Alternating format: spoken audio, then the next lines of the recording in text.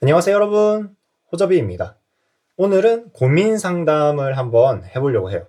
사실 제가 오늘 답변 드릴 이 사연들은 이미 1월 초에 제가 받은 사연들이거든요.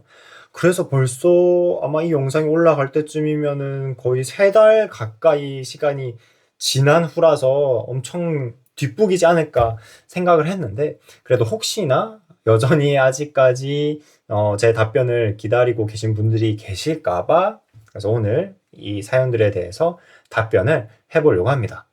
네, 첫 번째 사연입니다. 직군 훈탑님이 보내주셨어요. 친구들은 대부분 결혼해서 가정을 꾸리는데 지금은 젊어서 모르겠지만 나중에 30대가 됐을 때 친구들 만나면 뭔가 내가 뒤처졌다거나 주변 동료들도 왜 결혼 안 하냐 이런 얘기를 들을 때 좀 슬플 것 같지 않나요? 이렇게 사연을 남겨주셨어요. 근데 이거는 뭐 본인의 사연이라기보다는 저한테 질문하는 것 같죠? 제 주변 친구들은 대부분 결혼해서 가정을 꾸리는데, 뭐, 이런 거에 대해서 뒤처졌다거나, 그래서 슬플 것 같지 않냐라고 질문을 주시는 것 같아요. 답변을 드리자면, 저는 전혀 뒤처졌다거나 슬프지 않습니다. 왜냐면, 저는 동성애자이기 때문에 애초에 이 결혼에 대한 압박감 같은 게 없어요. 만약에 제가 이성애자라면은 내가 벌써 30대 초반에 들어섰고, 내 주변 친구들은 이제 하나둘 결혼을 해 가서 내가 뒤처졌다 생각이 들 수도 있을 것 같거든요. 근데 제가 동성애자라서 애초에 결혼에 대한 어떤 욕심 자체가 없으니까 전혀 뭐 뒤처졌다 슬프다 이런 생각 없습니다. 저는 오히려 제 주변 친구들의 결혼과 또 행복한 가정을 꾸리는 것을 응원하는 편이에요. 제 몫까지 그 친구들이 행복한 가정을 꾸려 나가면 좋겠다고 생각을 하고 있거든요. 그래서 저는 전혀 이것에 대해서 뭐 슬프지 않습니다. 네. 그리고 또 이 질문 중에 주변 동료들도 왜 결혼 안 하냐 이런 얘기를 들었을 때 어떨 것 같냐라고 질문 주셨는데, 저는 이제 최근에 많은 제 주변 사람들에게 커밍아웃을 했기 때문에 이 부분에 있어서도 뭐 큰 걱정이 되지는 않습니다. 네, 두 번째 사연은 소년님이 보내주셨어요. 초등학교 동창인 여자 사람 친구가 있는데 만날 때마다 너 게이 맞지? 왜 말 안 하냐고 내 주변에도 있다고 계속 아우팅을 시키려고 해요. 그래서 인연을 끊어버릴까 생각 중입니다. 현재 다니고 있는 직장 사람들에게도 게이라는 이 장난스러운 드립이 나오고 있어요. 이렇게 좀 짧게 사연을 보내주셨는데, 인연을 끊으세요. 이거는 뭐 정답이 확실히 나와 있는 것 같아요. 굳이 이 사람과 이 여사친과 굳이 계속 이렇게 친구 관계를 유지해야 되나? 이런 사람과? 일단 이 여사친 같은 경우는 최대한 이해를 해보자면, 뭐, 내가 이런 뭐 게이나 성소수자에게 열려 있으니까 나에게 너의 고민을 편하게 얘기해. 나한테 커밍아웃 해도 돼. 라는 식으로 지금 말하고 있는 것 같은데, 방법이 틀렸어요. 이런 식으로 압박하면 안 되지. 너 게이 맞지? 왜 말 안 해? 나한테 말해. 라고 하는 건, 이거는 사실 아우팅이 맞죠. 쥐가 뭔데, 뭐, 커밍아웃을 하라 마라 이렇게 말을 하는 건데. 뭐. 커밍아웃 하든 말든 그거는 당사자의 마음이지. 그리고 이 여사친 입장에서 내가 내 친구의 고민을 좀 나누고 싶다. 그 짐을 내가 대신 들어주고 싶다라고 생각한다면 이런 방식으로 상대에게 압박을 줄 게 아니라 그냥 옆에서 묵묵하게 함께 있으면서 이런 성소수자에 대한 긍정적인 어떤 그런 가치관들을 간접적으로 보여준다면 이 사람이 어련히 알아서 때가 되면 커밍아웃을 할 텐데 그걸 못 기다려가지고 지금 이렇게 계속 커밍아웃 하라고 압박을 하는 거잖아요. 이건 정말 잘못된 방식이에요. 그리고 여기서 중요한 부분은 현재 다니고 있는 직장 사람들에게도 게이라는 이 장난스러운 드립이 나오고 있어요라고 한 이 부분이거든요. 이게 뭐 앞뒤 문장이 없어가지고 정확히 맥락은 모르겠지만 아마 이 여사친이랑 같은 직장을 다니고 있거나 혹은 이 사연자분의 직장 사람들 앞에서 여사친이 같은 말을 이렇게 아우팅하는 말을 했다는 거겠죠. 이거는 명백한 잘못입니다. 이렇게 하면 절대 안 되고 이 부분 때문에 저는 이 여사친과도 거리를 벌려야 한다고 생각해요. 무조건. 아무리 뭐 초등학교 때부터 알고 지낸 사이라지만 우리 초등학교 때부터 알고 지낸 그런 끈끈한 친구라면 더더욱 이런 식으로 무례하게 하면 안 되지. 그래서 저는 이 여사친과는 거리를 벌리는 게 좋다고 생각을 합니다. 거리를 근데 벌릴 때는 그냥 막 뭐 크게 싸워서 이렇게 틀어지지는 마세요. 왜냐면은 이 사람이 또 나중에 무슨 이상한 소문을 퍼뜨릴지 몰라. 그냥 친구 사이에서도 이렇게 아우팅 시키려고 하는데 막 안 좋게 막 싸워서 틀어지면은 또 어떤 식으로 아우팅을 시킬지 모르기 때문에 그냥 뭐 싸우지 말고 자연스럽게 멀어지시기를 바랄게요. 그리고 이미 뭐 인연을 끊어버릴까 사연자분도 생각하고 있잖아요. 그래서 뭐 멀어지는 게 답인 것 같습니다. 그리고 굳이 만약에 멀어지기가 좀 애매하다.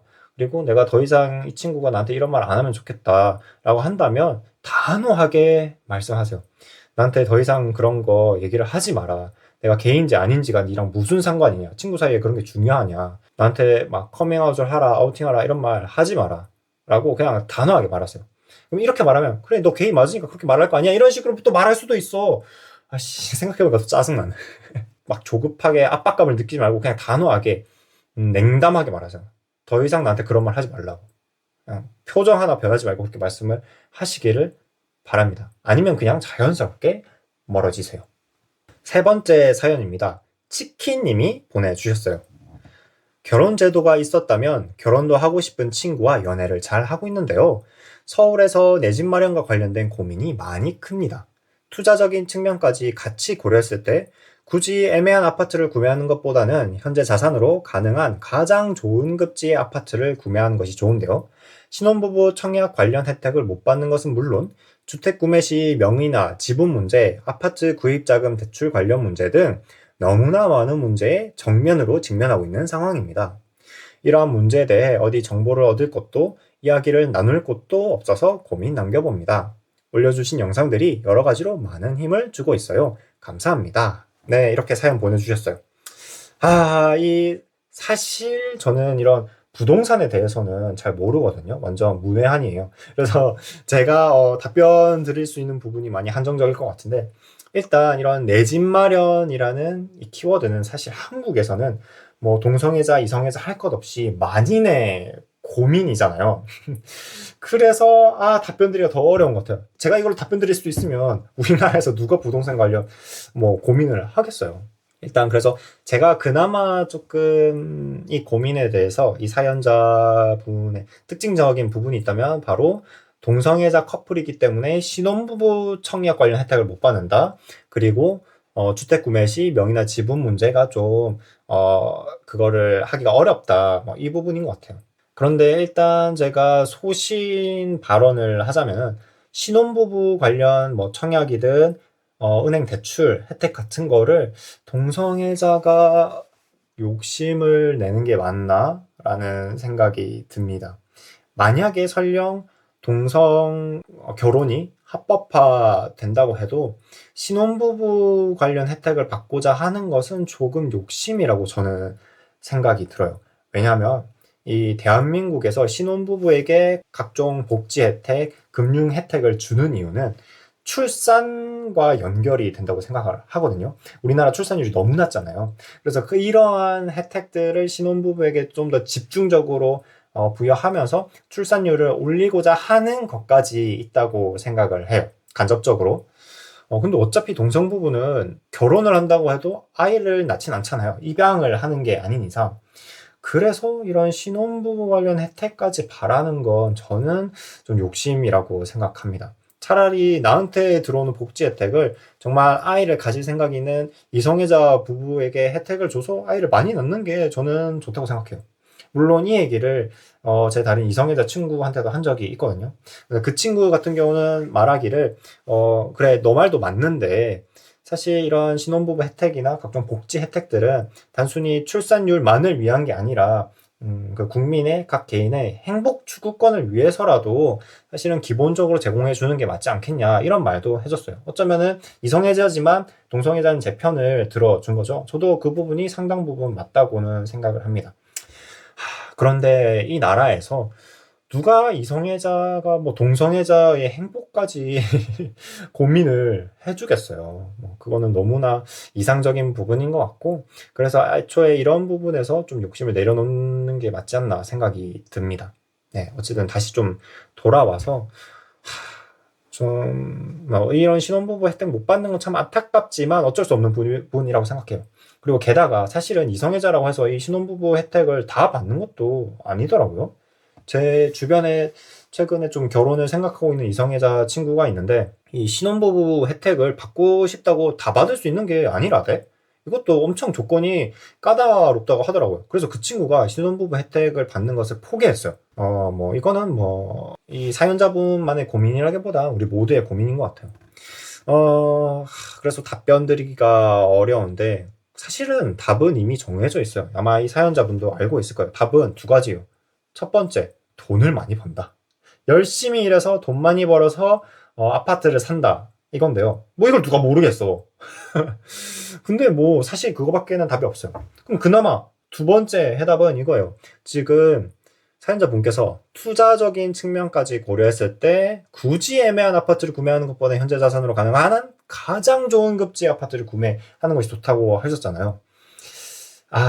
여기서 욕심을 내려놓는 게 두 번째 답이라고 생각을 합니다. 지금 여기서 내 집 마련이라고 하셨지만 투자의 상품으로 부동산을 보고 계신 거잖아요. 물론 이 사연자뿐만 아니라 우리나라의 모든 사람이 부동산을 투자 상품으로 보고 있기는 한데 여기서 조금 욕심을 내려놓는 게 필요하지 않을까? 굳이 최대한 대출 끌어모아서 영끌해서 집을 산다고 하면 사실 끝도 없잖아요. 벽이 계속 높아져.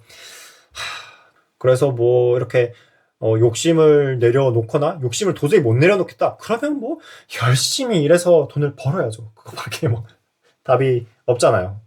제가 답변 드릴 수 있는 게 이거밖에 없는 것 같습니다. 부디 원하는 좋은 집, 내 집 마련 하시기를 바랄게요. 그리고 여기 좀 제가 지나간 부분인데 주택 구매 시 명의나 지분 문제. 이것도 사실은 동성 커플에게 좀 현실적인 문제거든요. 이성 부부는 결혼을 하면 공동명의 또 공동의 경제권 이런 게 생기잖아요. 그런데 동성 부부에서는 어쨌든 법적으로는 부부로 인정이 되지 않으니 이런 공동명의라든지 이런 경제적인 지분 문제가 꽤나 현실적인 어려움이 있단 말이에요. 이거는 어떻게 해야 되지? 계약서라도 써야 되나? 예를 들어 10억짜리 집이면 5억, 5억씩 내가 냈다, 이런 식으로 계약서를 써서 50%씩 지분을 가진다, 이렇게 할 수밖에는 없을 것 같아요. 그래서 커플 사이에 도대체 무슨 계약서를 쓰냐라고 생각을 하실 수도 있겠지만, 법의 테두리 안에 있지 않으면 계약서의 테두리 안에라도 있어야겠죠. 현실적으로 그렇게 해야 된다고 생각합니다. 근데 지금 치킨님 사연 남겨주신 거 보니까 이런 경제적인 부분에 있어서 좀 그래도 많이 잘 알고 계신 것 같고 굉장히 똑부러진 성격이신 것 같거든요. 이 부분은 알아서 좀 지혜롭게 잘 해결해 나가실 수 있을 것 같아요. 응원하겠습니다. 내 집 마련 화이팅! 다음 네 번째 사연입니다. 방큐리 님이 보내주셨어요. 사귄 지 5년 되었고 현재 동거 중인 커플입니다. 처음 은둔으로 만나 사귀게 되었고 그러다 보니 둘 다 인맥이 너무나 없습니다. 여태는 둘만 바라보는 연애를 했는데 뭔가 다른 커플분들과 함께 이야기나 고민을 공유하거나 더블 데이트에 대한 로망이 있습니다. CT나 어플, 여기서 CT가 그 성소수자 커뮤니티 말하는 거겠죠? CT나 어플, 단톡방을 조금씩 하고 있는데 번개로 오해하는 분도 많고 정말 쉽지 않은 것 같습니다. 좋은 경로가 있을까요? 아니면 다 부질없는 것 같더라 등 어떤 조언이든 좋습니다. 네, 다 부질없습니다.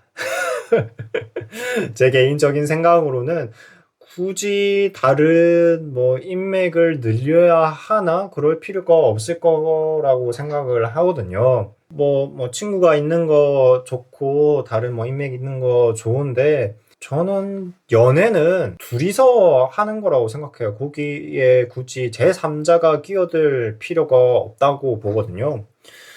그래서 굳이 다른 게이 커플들과 친해질 필요도 없고 더블 데이트는 더더욱 할 이유가 없다고 생각해요.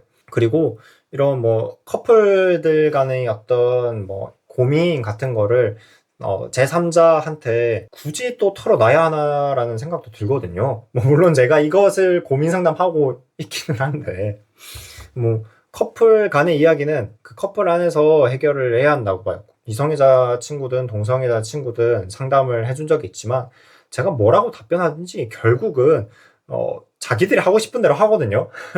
그래서 뭐 커플의 이야기를 제3자들 다른 게이 커플들한테 공유할 필요는 굳이 없다고 생각합니다. 그리고 지금 사귄 지 5년 되었고 현재 동거 중이고 그리고 은둔으로 만나서 지금까지 사귀고 있다고 했잖아요. 근데 이거는 그냥 게이들이 바라는 진짜 로망이에요. 그냥 서로가 지금 계속 서로만 바라보는 그런 끈끈한 사랑을 하고 있다는 거잖아.